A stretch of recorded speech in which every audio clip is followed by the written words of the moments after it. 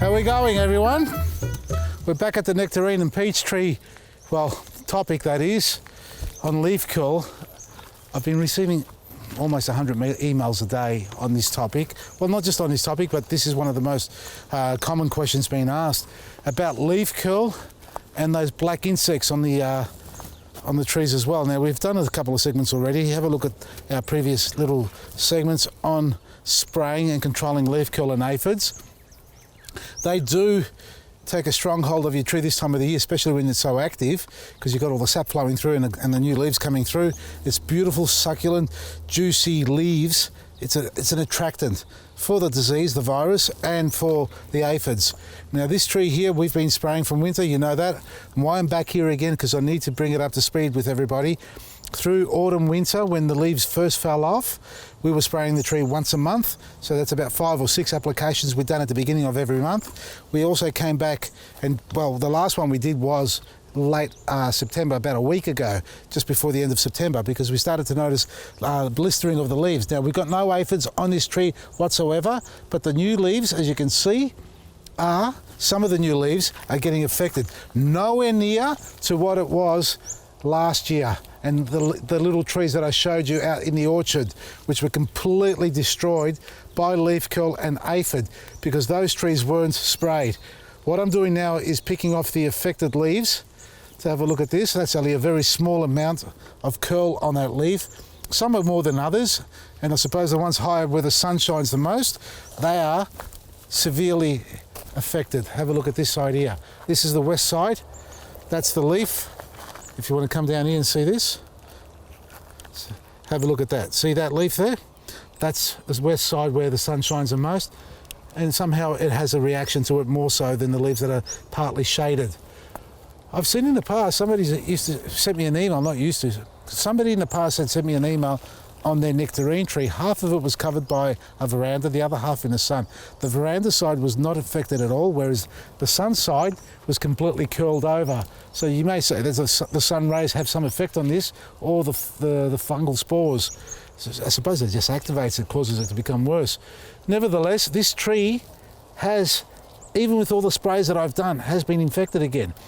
It's in the tree, it's in the tree system. You can't get rid of it completely. Never, unless, you know, I don't know if there's a hybrid, and I'm not into the hybrids all that much, and I wouldn't pick a tree that's specifically grown so it doesn't have leaf curl.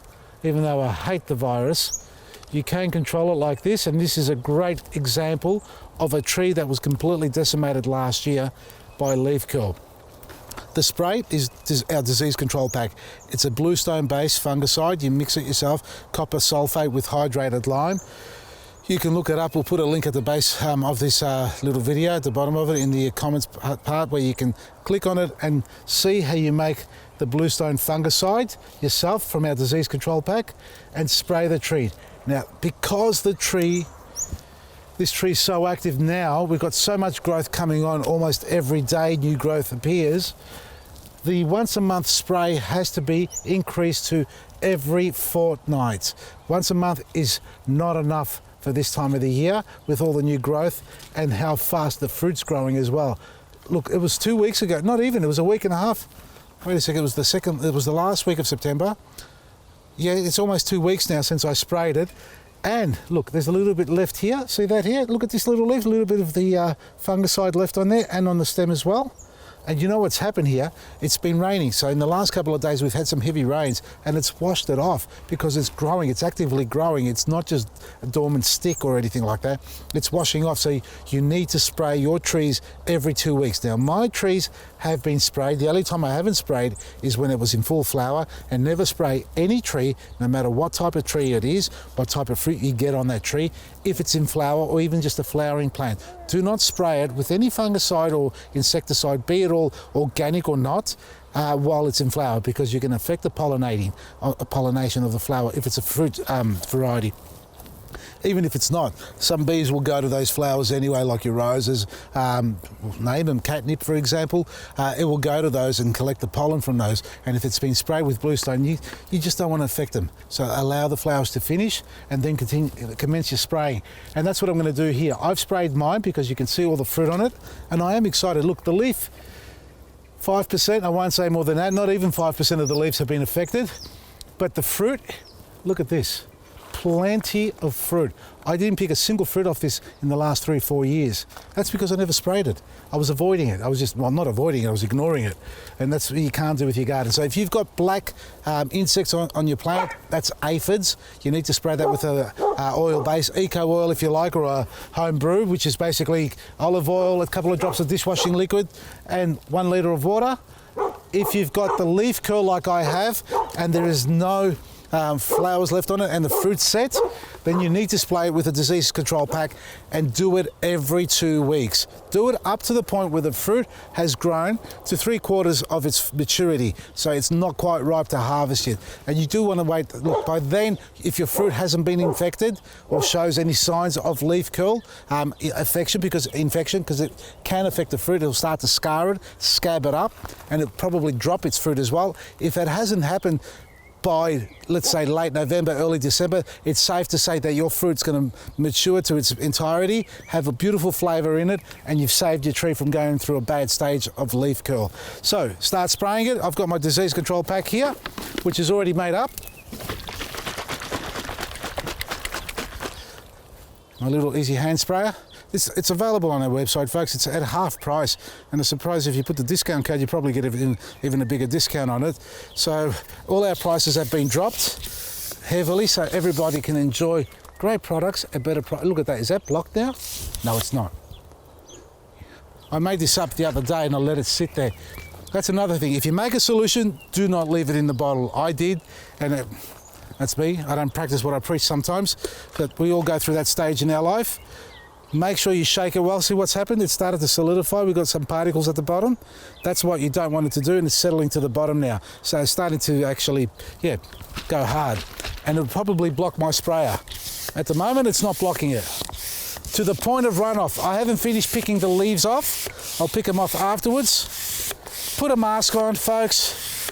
And a quick one I want to talk about as soon as I finish this. Anyway, let's just spray this tree. Drench to the point of dripping. Look, I started spraying before I finished picking the leaves off. Make sure you pick the leaves off so you're not spraying unnecessarily on leaves that are already infected.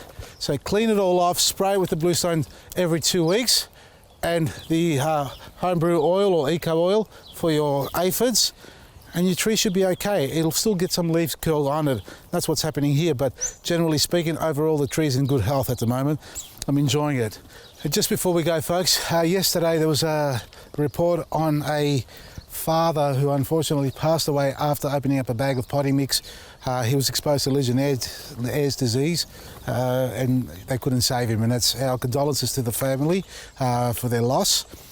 I just want to touch base on the thing about potting mix, because I was listening to the radio and a lot of callers came in and started mentioning that compost on a commercial level or potting mix on a commercial level is made it's an inert process, which means anaerobic. No air is put through it to produce the compost or potting mix, which is completely wrong. It's untrue. That's not right.